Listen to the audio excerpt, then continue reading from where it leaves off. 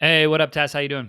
Good. How are you? I'm doing well. I cannot complain. Happy to have you on the show. I know I had your arch nemesis, Kevin, on a couple episodes, so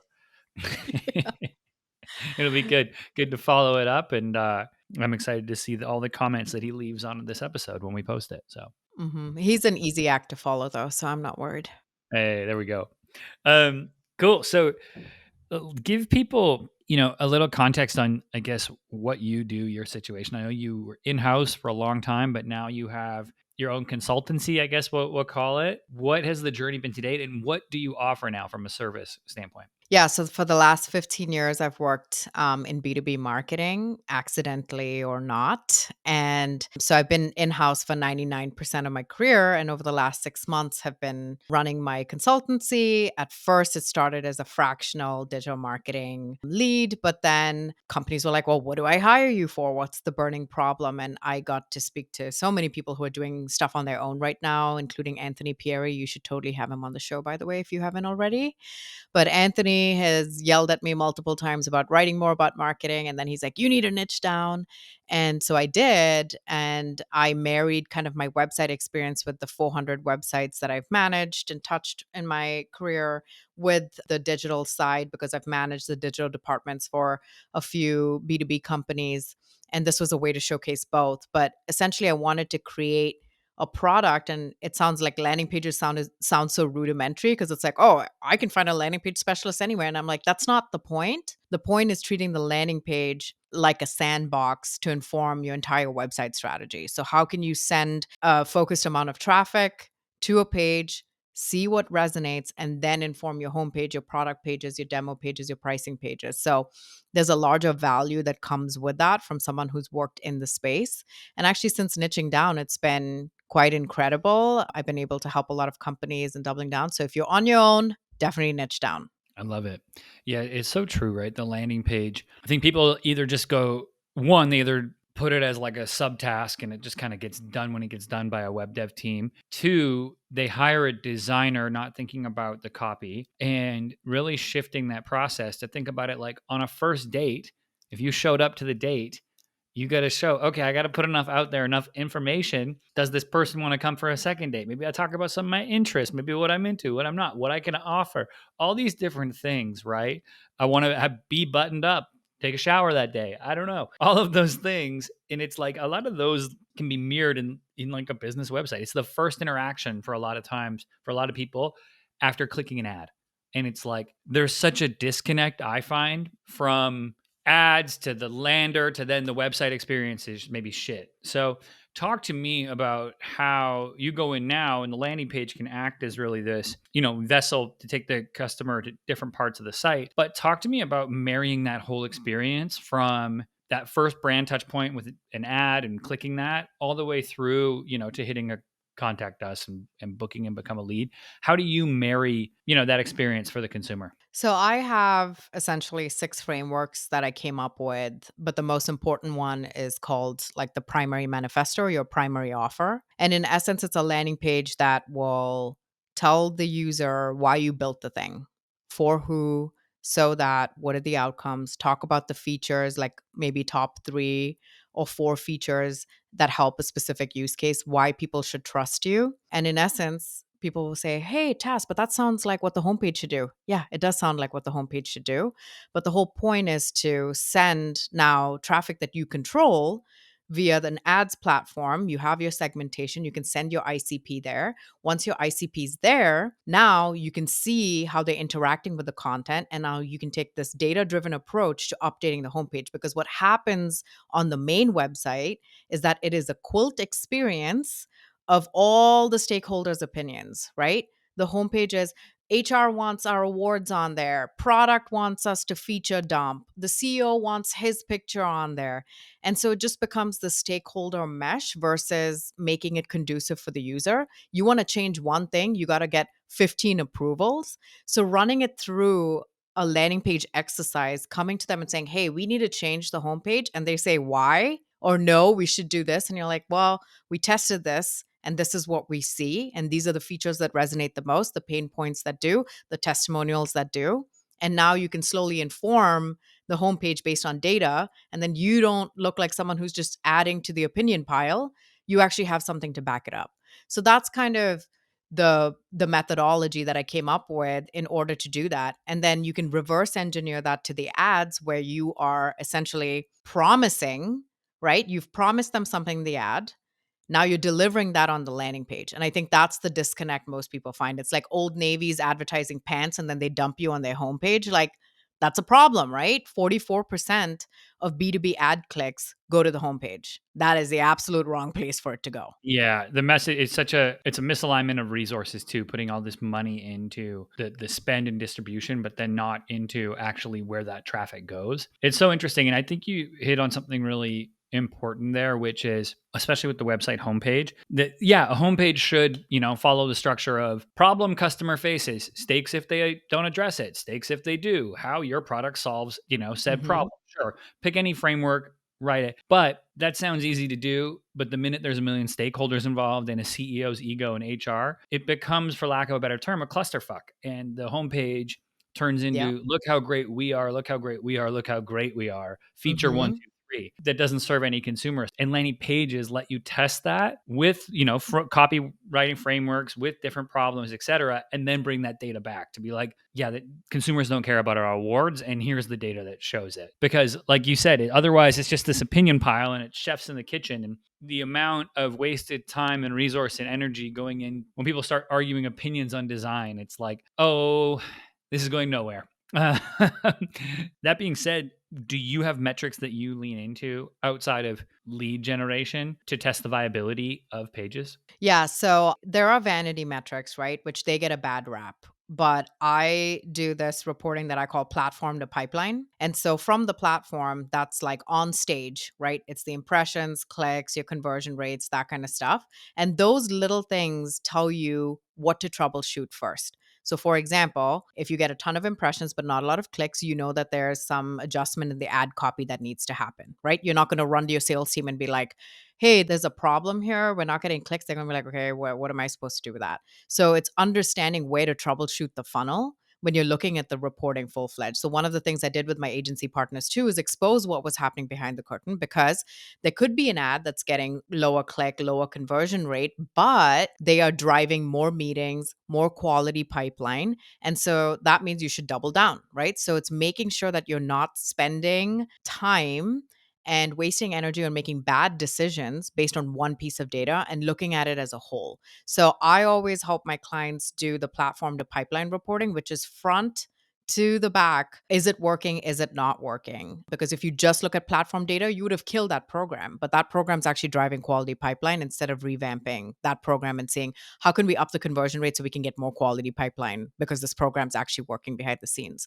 So I look at everything from what's on stage with the in platform metrics, and then the pipeline metrics, which is now whatever the company looks at, right? Like meetings, ICP percentage, net new, if that's what they want to look at, opportunities, and pipeline, and hopefully closed one revenue as well. Yeah, and then looking at churn, even adding that on to be like, Yeah. are we marketing what we're selling? Does our product actually do or what we say? I'm with you though on I think people hate on vanity metrics, and to me I'm like they're all signals. The idea that someone's going to make a linear purchase on 6 or 7 figure software license is a hilarious concept. And I'd even say having an ICP or having like, oh, our persona, it's like on the flip side, the brand side you've been in, there's 13 personas usually at the decision making table. So I've now moved to thinking more about what's the situation in which my, like, maybe not the buyer persona per se, but what are the situations in which my brand or the brand will be spoken about or evaluated? Okay, it's going to be in an internal conference room. Someone has to be armed to pitch our product against a competitor. And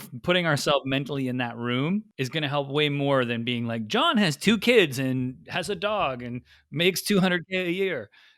Right. So it's that next evolution. And I love that platform to pipeline, thinking about really that whole thing. Yeah. Very, very cool in that regard. Yeah, and I think the persona thing is flawed, right? I mean, it can help inform some of the audience targeting and stuff, but I don't think I've ever been like, okay, now what is Sarah thinking about? But I think the biggest thing is you are equipping your champion, whoever that is, with the information in order for them to make the business case. When I was internal, I had to do so many business cases to get any tool, small or large, the partners that help me formulate that business case, and it could be like a 5-slide deck, like 5-page deck, that was the gold, why I'm identifying a problem that I need to solve, why this tool does it, giving them the options for here are some manual ways I could do it, but this tool can also help us. And so evaluating against like a bootstrapped way to do it, another competitor, and this is how this is how much resources it would take. This is how much money and budget.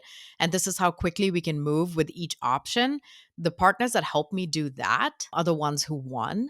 And so now I think that that should be a part of the process where you not only sell to the champion, but you're going to help them make that business case because they're not always the ones signing check. You have like a boss that needs to sign off on the decision. Now you have the CFO involved in every financial decision marketing's making. How do you help them make that case to the uppers? And it's the same thing if someone's listening to this and they're in direct to consumer, it's the exact same thing. You need to equip the husband to sell the reason he needs a new TV to his partner. Like it's the exact same concept. We can stretch it across, but it's so true. Hey, how can you equip the internal champion, that person who does believe, with enough to go and actually, because they're the ones ultimately selling for you when it comes down to it, which is interesting. So making sure that they have the appropriate resources and information to do so. Very, very, very important. Now, all this is great, and you've moved now to having this consultancy. But one of the things that I'd be remiss if we didn't bring up is you are very active on LinkedIn, building a, I hate the word personal brand, just being yourself on social media. I guess how impactful has that been? And then two, how much time are you putting into creating content and being active on LinkedIn? Yeah. So, in terms of impact, it's been high. I would say that about 70% of my business comes from me posting on LinkedIn, and about 30% are in referrals, either from existing clients, previous companies I've worked at, other peers who see my content and then they refer me, even though they've never worked with me. So, that's been awesome. And so I can't deny the impact. And when I first started on LinkedIn, that was not my goal at all. It was a creative exercise. I was working in house at a company and I just wanted to write. And I thought a public setting would be great to get some feedback on writing because that's what I went to school for. It was great. And I got a lot of feedback. And it just became this like side hobby for me that eventually gave me options when I went out on my own to create a business. That was never ever on my roadmap ever, but I'm glad that it happened. And then in terms of how much time, it takes a lot of time. I mean, I have 2 kids under 4. I'm busy. And do I post every day? Honestly, I can't.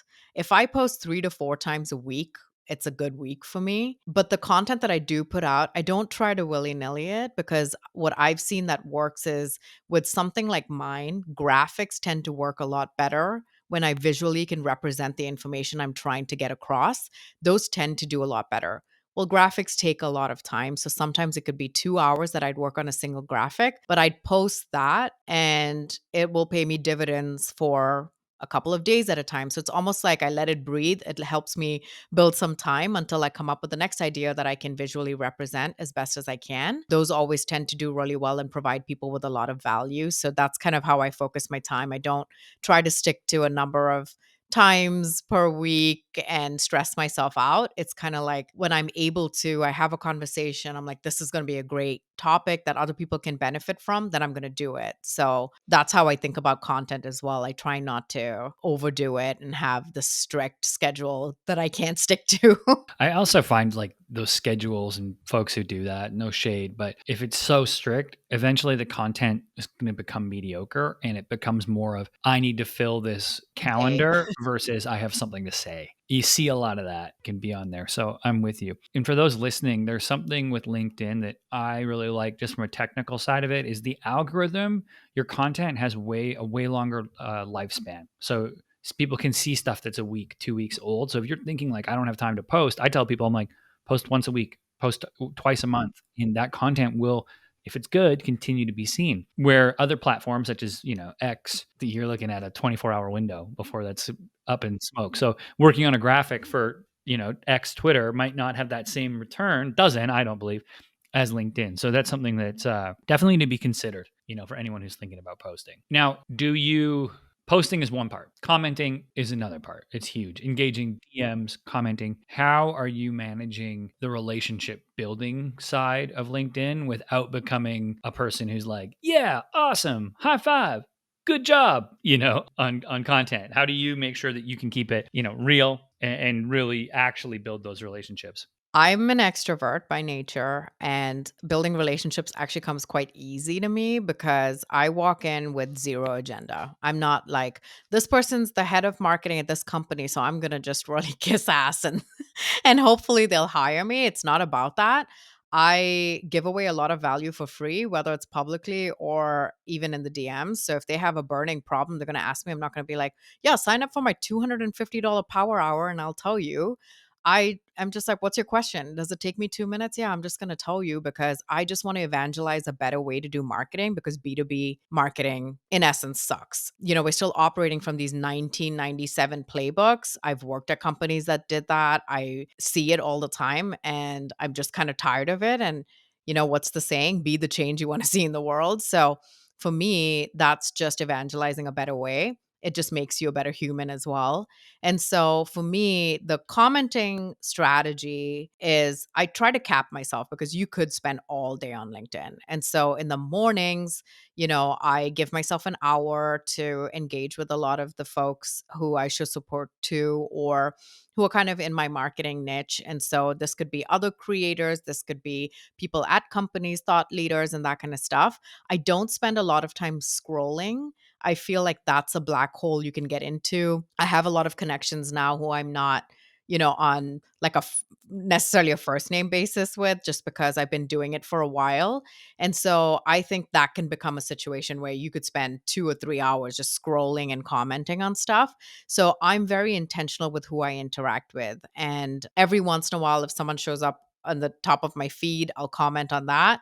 But most of the time, I have a set list of people that I interact with because I trust that their content's going to deliver a lot of value. I'm going to learn something every day.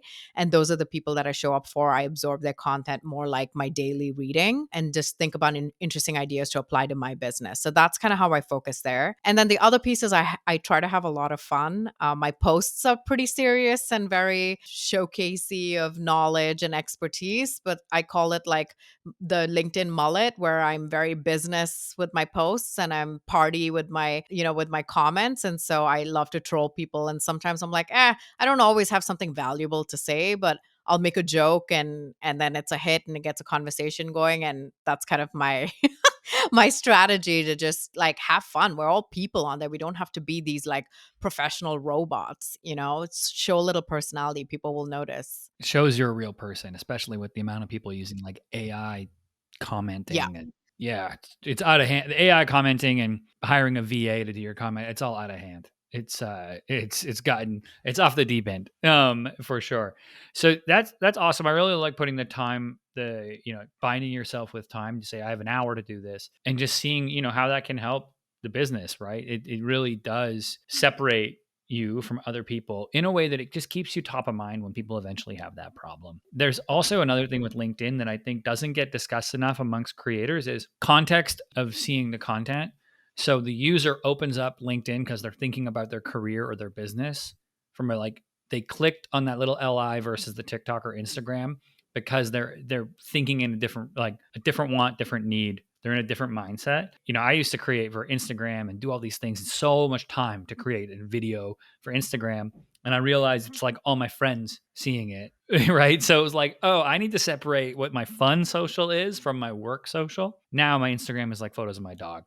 Do you post on other platforms or use other platforms? I do not. I barely have time for LinkedIn. But my second consideration, I was talking to Lachey Lewis. You should definitely have her on the show as well. But I was talking to her about it, and we both talked about potentially doing even just like 8 to 10 videos on YouTube. They're everlasting, they're optimized for SEO. People will search for stuff on there and just showcasing our frameworks and stuff for free there. So people actually have a reference point and just letting that kind of sit. So if I were to adopt a second platform, I'd go that route before I went another social media platform.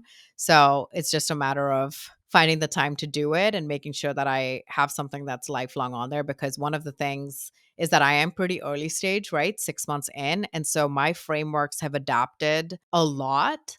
And I just don't want it to be a situation where going back and updating it constantly on a platform as well. I can almost test the concepts on LinkedIn a lot faster and get that feedback loop going, and then have YouTube handle more of the foundational elements that I want to be kind of evergreen. But I'm still just kind of refining what those are right now. Yeah, I like that. If you're going to do things like video, thinking in, terms of permanency. Where can you create something that this video we're doing right now is going to go on LinkedIn, or sorry, on YouTube. It'll be there forever, and people can search your name, my name, see it. And I'm a big fan of that from the video standpoint, but creating fleeting video, that is very juice doesn't equal the squeeze for me when it comes to that. So I'm with you. Cool. Now, before I let you go, any advice you'd give to somebody who's, starting out on LinkedIn or creating content on what they should do, where they should start? My husband's actually trying to start growing on LinkedIn, and he's realizing the pains that I went through when I first started 9 months ago, and realizing that it's not as easy. And so one of the things is, it's easy for the lurkers and the people who aren't posting to point fingers and say it's cringy and do all of those things. But in my opinion, posting content and posting your expertise out there is an act of bravery, because it is scary to put yourself out there. You're opening yourself up to heavy scrutiny, validation too, but heavy scrutiny. But you're leaving a legacy behind, right? Because now I have years worth of content that I've written. I mean, if you think about 9 months at 3 to 4 times a week, I have stuff that I didn't even know I knew about that I posted.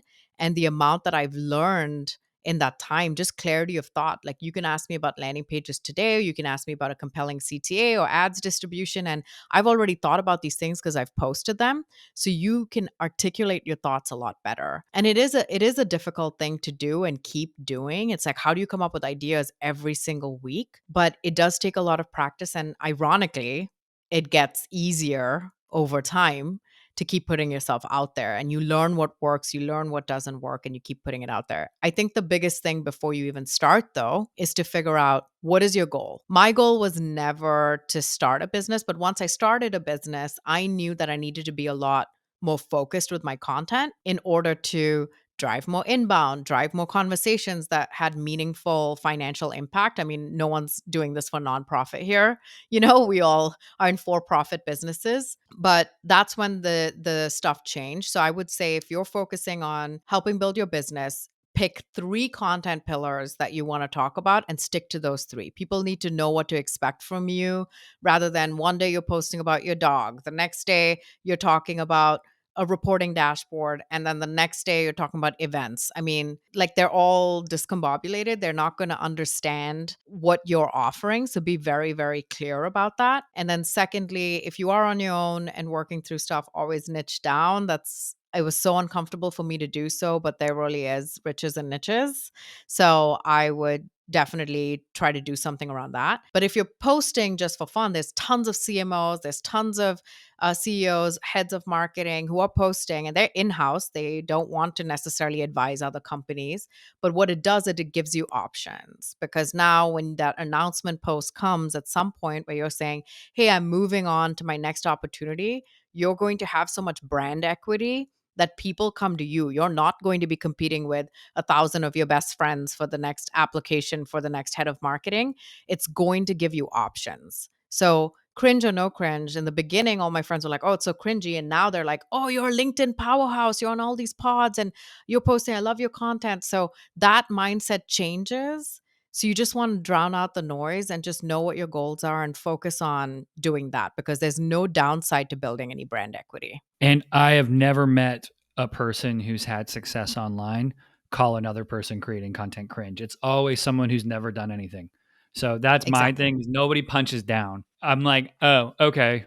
Anytime I felt that way, it's always been, I'm like, oh, it's somebody who's never posted, is being like commenting on my video with some hate, and they're really just projecting some shit versus Yes. handling their own. So I'm with you there. And people who want to get started, yeah, I think that's a great, framework you've set up there. If people want to connect with you on LinkedIn or your website, where's best? LinkedIn is best. even though I have my company, the name's Delphinium Solutions, but even though I have my company, I am the company. I'm the human behind the brand. So come connect with me on LinkedIn. I love talking to people. Send me a message. Tell me that you heard us on the podcast. That would be so meaningful to me. And if you do want to visit my website and see more about what I do, it's delphiniumsolutions.com. Also linkable from my LinkedIn profile. So you can just kind of go there and do some exploring and let me know if, you see any content that you like or have any questions. I'm happy to answer. Amazing. And I'll put a link to both those in the show notes page. Tas, thank you so much for coming on today. Thank you for having me. All right, everybody. That's it for this episode. As always, I'm your host, Jordan Shelton, and I'll catch you next time.